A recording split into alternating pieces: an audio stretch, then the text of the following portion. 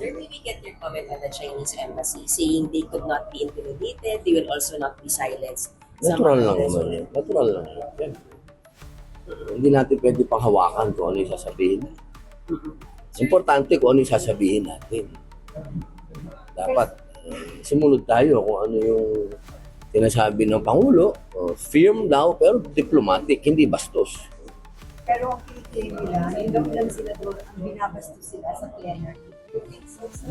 Ano daw po? Sorry po. Parang kiniklaim noong pinapagsalita ng Chinese Embassy, yung ilang senador ang binabastos sila sa plenary session. Hindi threatened Binabastos daw sila. sila? Oo, kasi may sila Wala akong komento doon kasi mga kasama ko yan. Siyempre, pero wala kayong nakikita ng pagbabastos na ginagawa ng ilang senador. siyempre pagtatakpan ko yung kasama ko.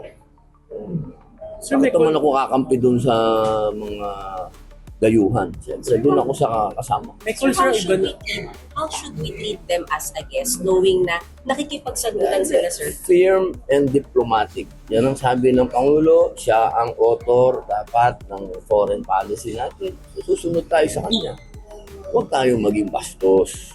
Ako kasi, ang posisyon ko, hindi tama yung ginawa ni Commodore Tariela na ginawa niya ng caricature yung presidente ng China. Yun ang posisyon ko. Yun naman ang sinasabi ko kay Senator Kiko, sa ibang mga senator. Yun lang ako. But as far, Mali yun kasi naka-uniform yun eh. but as far as you know, sir, tinithreaten ba or ini-intimidate ng Senate ang Chinese embassy? Knowing that he passed a resolution against Hindi them. naman ako sumuporta dun sa resolution na yun. But Senate as a whole, sir, walang intimidation kayong nakikita na ginagawa sa Chinese embassy. Sa akin kasi, kung ano man ang gawin ng Senado, amin yun. Kasi hindi naman yun, hindi namin sinasama ang executive doon, hindi namin sinasama ang judiciary doon. Desisyon lang ng Senado yun. Kaya kung ano man yung posisyon namin, walang sino man ang pwede magsabi na mali yun. Desisyon yun ng mga senador eh.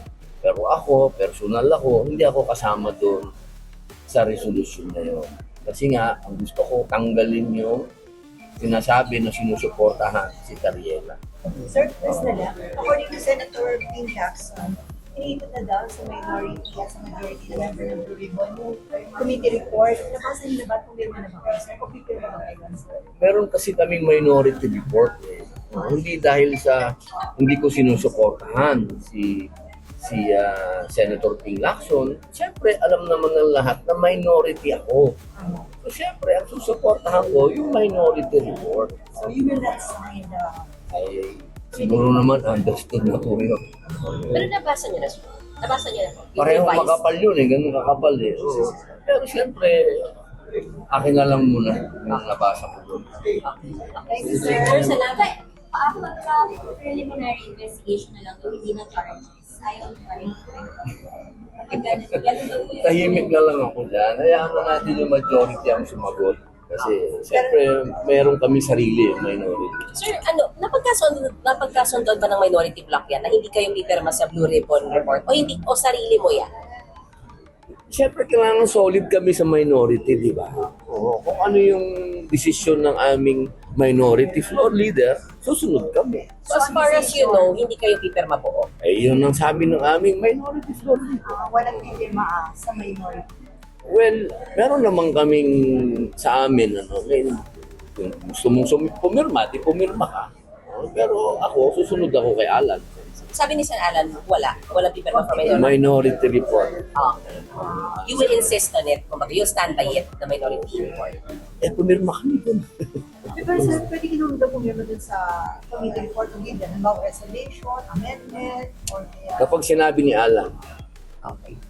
Pero saan may nakialam daw sa Malacanang doon sa failed to attempt nung nakaraan? hindi ko alam yan. Ikaw naman, batang-bata pa ako dito sa Senado, hindi ko alam yung mga ganyan-ganyan na Pero wala naman sa inyo.